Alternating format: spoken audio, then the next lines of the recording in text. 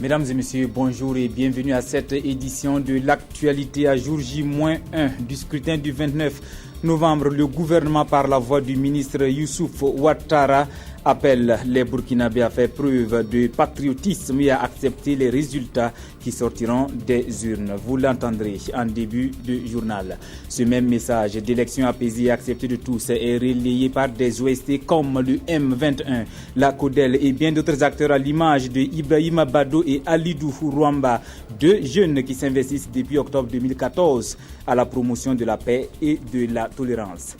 Voilà pour le sommaire. Bienvenue à tous. Comme annoncé en titre, au lendemain de la fin de la campagne électorale, le ministre de l'administration territoriale et de l'administration et de la décentralisation salue le bon déroulement de cette phase électorale. Youssouf Ouattara estime que la campagne s'est déroulée globalement dans une bonne ambiance.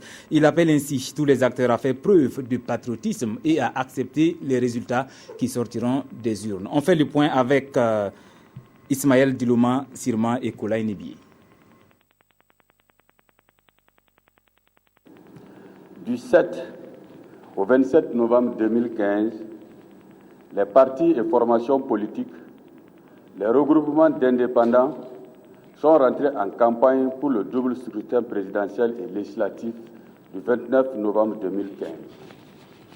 Dans l'ensemble, cette campagne s'est déroulée dans un climat apaisé, caractérisé par une bonne ambiance, le fair-play et le respect mutuel.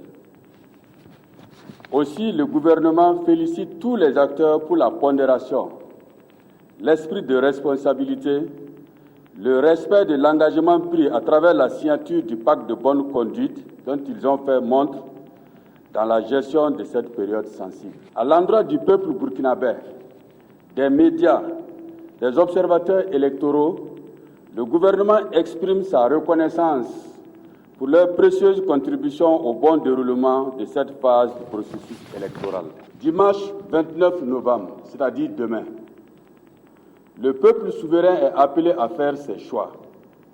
Le gouvernement invite chaque citoyen électeur à accomplir son devoir dans le calme, la sérénité, le respect de la différence et la tolérance. Il appelle tous les candidats et à travers eux, tous les Burkinabés, à faire preuve de patriotisme en acceptant les résultats issus des urnes, à faire confiance aux organes chargés de la surveillance, de la délibération et de la proclamation des résultats. C'est la plus belle manière de parachever notre processus de transition et de conforter notre unité, notre volonté de vivre ensemble dans la différence. Ce qui nous unit demeure plus fort que ce qui nous divise. Bonne journée électorale à tous et à toutes. Que le Burkina Faso tout entier gagne. Le ministre Youssouf Ouattara sur des propos recueillis par Kolaï Nebié et Ismaël Diloma Sirma. À jour J-1, la CODEL, la Convention des organisations de la société civile pour l'observation domestique des élections, qui a déployé plus de 5000 observateurs sur le terrain, a animé une conférence de presse ce matin pour faire l'état de sa préparation en vue d'observer les élections couplées du 29 novembre. La conférence de presse a également servi de cadre pour la CODEL de faire le bilan de la campagne électorale. Gérard Somé, Kalfa Ouattara. Seule plateforme pour un suivi harmonisé, proactif et citoyen du processus électoral, la CODEL a déployé 5000 observateurs sur l'ensemble du territoire. Ce dispositif est renforcé par 45 points focaux provinciaux, chargés de la coordination des activités des observateurs. À l'endroit de ces observateurs, les consignes de la CODEL sont assez claires.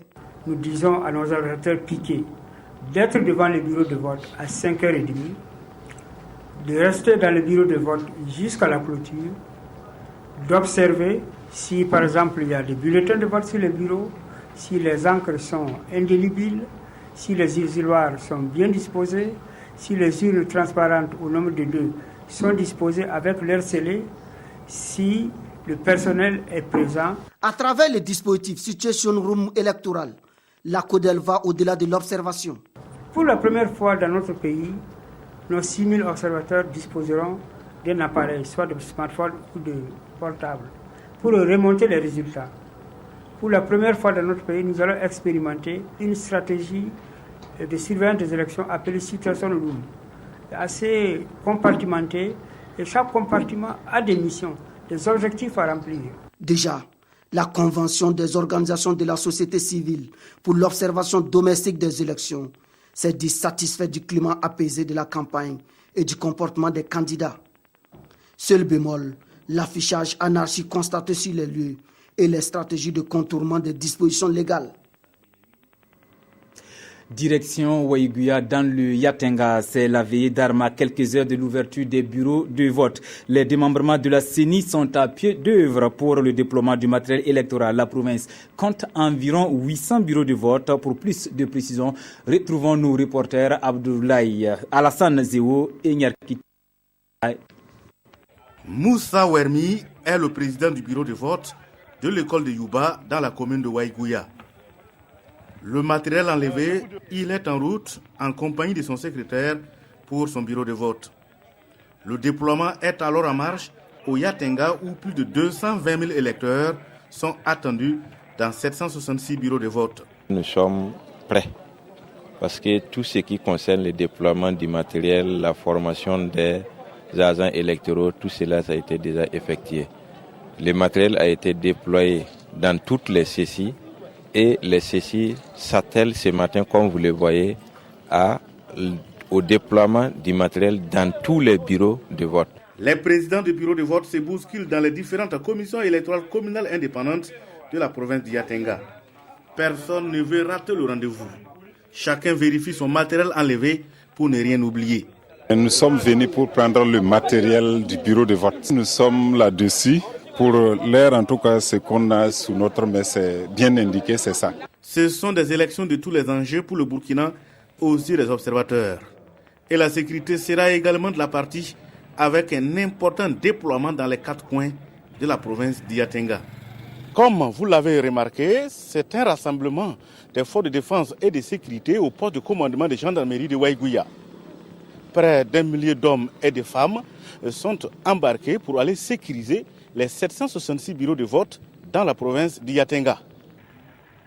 Voilà, ce sont des élections aux grands enjeux. Pour des élections apaisées, justement, Ibrahima Bado et Alidou Rwamba sont deux jeunes qui s'investissent dans la promotion de la paix et de la tolérance dans leur périple pour propager leur message. Ils se sont rendus au marché de Bendogo. Ainsi, ils espèrent que leur message contribuera à faire de ces élections des élections apaisées et acceptées de tous. On fait le point avec Oumar Zombré et Tanga Robert Kafando. Ils sont jeunes et ils aiment leur pays. Eux, c'est Ibrahima Bado, Ibé Agagnoun et Alidou Rwamba en campagne aux couleurs du drapeau national. Ils ne sont ni candidats à la présidentielle ni aux législatives. Ils sont candidats pour la paix au Burkina. Tels des fermiers, ils répandent ici au marché de Benego des semences de paix et de tolérance pour des élections apaisées. Nous avons écrit ici « Burkinabé est égal homme d'amour et de tolérance ». Que tes idées et tes actions conduisent à l'unité nationale. Pourquoi? Nous sommes à une période électorale. C'est une phase importante de notre histoire politique. Et les Burkinabés appartiennent à différents partis politiques, qui fait que si nous ne sommes pas tolérants, on peut mal se parler, on peut s'insulter et puis faire de la bagarre qui n'a pas vraiment son sens d'être. Marché, feux tricolores et espaces publics sont les cibles de prédilection. Ici, au marché de Benogo, les commerçants apprécient. C'est une bonne chose. Et ça, je l'apprécie comme ça. Là. Parce qu'on sait comme ça maintenant. Bon, les gens vont savoir que faire bagarre à cause du fauteuil de pouvoir, c'est pas bon. Celui qui a gagné, on n'a qu'à accepter. Ceux qui n'ont pas gagné, on n'a qu'à les féliciter la personne qui a gagné là. C'est ça qu'ils ont dit là, c'est beaucoup bon pour nous aussi. On a bien compris. Donc on supporte les gens qui tournent au marché avec des trucs comme ça. Donc on a bien compris. On va éviter les bagarres. Beaucoup éviter les bagarres même. On veut que les gens, celui qui a gagné là, on est derrière lui. Donc on est content. Engagé volontaire, Ibé Agagnoun a débuté son activité de sensibilisation en juillet 2014. Puis il a été rejoint dans son combat par son camarade Alidou Rwamba. Malgré le peu de moyens dont il dispose, il rêve de faire entendre leur message à tous les Burkinabés. Il y a des gens qui m'encouragent parce que aide là, il ne faut pas attendre seulement le matériel. Et même les encouragements que les gens font, je considère ça comme de l'aide. Et sinon, véritablement, de l'aide pour développer l'activité encore plus, nous en avons besoin. Nous trouvons que ce que les gens font, c'est bien, mais ce n'est pas suffisant parce que nos idées ont une suite qu'on veut développer. Pour des élections apaisées, ces jeunes pensent avoir joué leur partition et que le message fera tache d'huile. Élection, on en parle toujours avant que les Burkinabés se rendent aux urnes de mai dans les bureaux de vote pour élire le nouveau locataire de Kosiam. Et pour que ces élections se passent sans incident, les initiatives ne manquent pas. C'est dans cette lancée que le mouvement du 21 avril 2013, le M21, a organisé mercredi dernier à Bobo-Dioulasso une caravane à travers les rues de la ville de Sia pour une fois de plus demander aux jeunes des élections apaisées. On fait le point avec Idrissa Warga et Karim Sissi. Une caravane pour des élections apaisées. L'initiative est du mouvement du 21 avril 2013, le M21.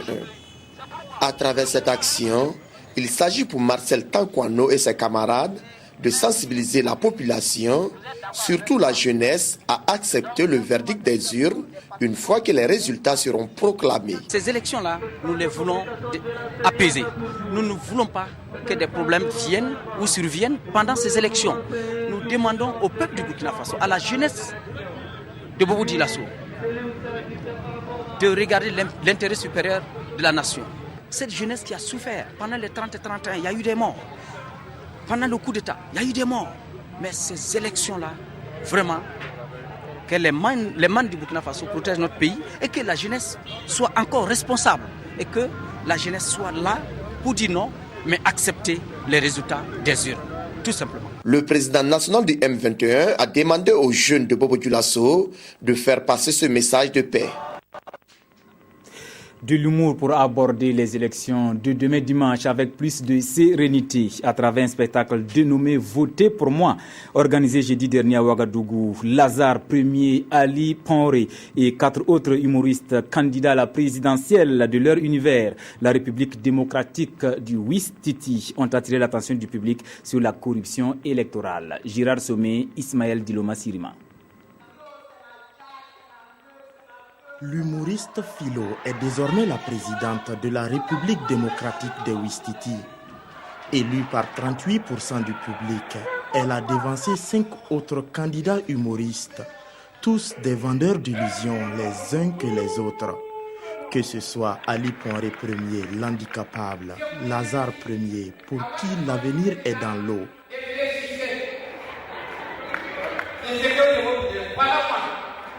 ou Bala qui corrompt avec des condoms, chacun a fait son show pour convaincre le public électeur. C'était notre contribution aux élections, voilà, avec l'humour, mais rappelez que dans la réalité, il faut que les élections soient transparentes, il faut que nous luttions contre la corruption électorale, il faut que les élections soient apaisées. Avec Sampo Noël, on s'est pris à un concert de musique avec des poufs de rire à n'en point finir. Quant à l'observateur international Adama Daiko, avec ses lunettes spéciales, il s'est assuré du bon déroulement du scrutin. Un scrutin dont le dépouillage a été conjointement mené par la CHENI, une génération 2000, et la Cour constitutionnelle représentée par les Toubou. Et puis, le prochain locataire de Kosiam est attendu sur les chantiers du développement pour lutter efficacement contre la pauvreté, les changements climatiques, l'inégalité entre les genres. Bref, le développement de façon inclusive. On parle depuis le 25 septembre dernier des ODD, les objectifs de développement durable. Hier, le ministre de l'Environnement a initié un atelier d'information sur l'agenda 2030 des ODD au profit des acteurs du développement du Burkina. On fait le point avec Konsounou Kloubali et Sali Doussa. Les objectifs du millénaire pour le développement passé, l'heure est aux objectifs de développement durable ODD. Ce programme ambitieux de développement vise à mettre fin à la pauvreté d'ici à 2030. Il a été adopté par le Burkina Faso. Réunis en atelier, ces planificateurs et acteurs du développement vont être imprégnés de l'agenda ainsi que de ses objectifs. Les objectifs de développement durable s'inscrivent dans un nouvel cadre de planification et de programmation des activités de développement au niveau mondial qui ont été adoptés à New York le 25 septembre dernier. Et par conséquent, ces 17 objectifs qui visent la lutte contre la pauvreté, le développement du partenariat, prenant en compte aussi les activités liées à l'égalité des genres, en tout cas constituent la nouvelle feuille de route pour le développement au niveau de nos différents pays. Tous les acteurs de développement ici doivent prendre en compte ces objectifs de développement dans leurs programmes, projets, politiques et stratégies de développement au niveau national. L'adoption des ODD constitue pour le Burkina une opportunité pour l'élaboration du second cycle de la SCAD et du plan d'action de la mise en œuvre de la politique nationale de développement durable. Ce communiqué de presse avant de poursuivre. Le président du Faso à Paris pour la conférence des Nations Unies sur les changements climatiques. Le président de la transition, président du Faso, son Excellence M. Michel Kafando, participera à la 21e conférence des parties COP21 à la Convention cadre des Nations Unies sur les changements climatiques qui s'ouvre à Paris le 30 novembre 2015. Les chefs d'État et de gouvernement venus des 5 continents vont explorer des compromis possibles afin de donner l'impulsion politique dans le but de limiter le réchauffement climatique.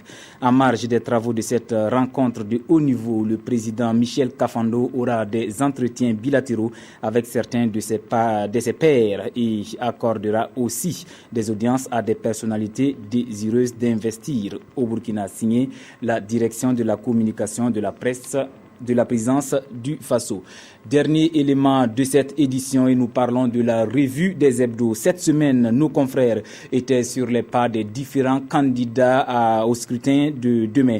Promesse, il y en a bien eu au cours de cette campagne. Revue des hebdos signée Aimé Solange Digma. Les hebdomadaires de cette semaine jettent un regard critique sur les promesses de campagne des candidats. C'est l'heure de vérité pour les candidats, titre le journal du jeudi.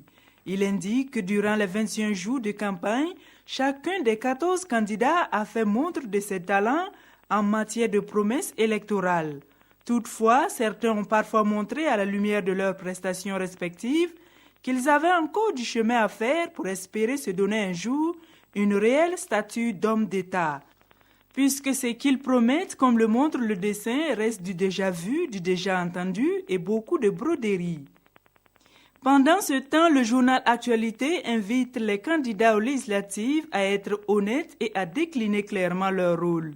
Pour l'hebdomadaire paraissant tous les lundis, construire les barrages, des écoles, créer les emplois pour les jeunes et les femmes, construire des routes et autres ne sont pas des prérogatives dévolues aux députés. Le rôle du député se concentre essentiellement au vote des lois et au contrôle de l'action gouvernementale. Il peut par ailleurs influer le développement dans tel ou tel sens, mais il ne met pas en œuvre les missions du gouvernement. Par conséquent, le journal Actualité enjoint les partis et les candidats à faire comprendre aux populations leur juste fonction. Mesdames et messieurs, c'est la fin de cette édition. Merci de l'avoir suivi. Je vous retrouve demain.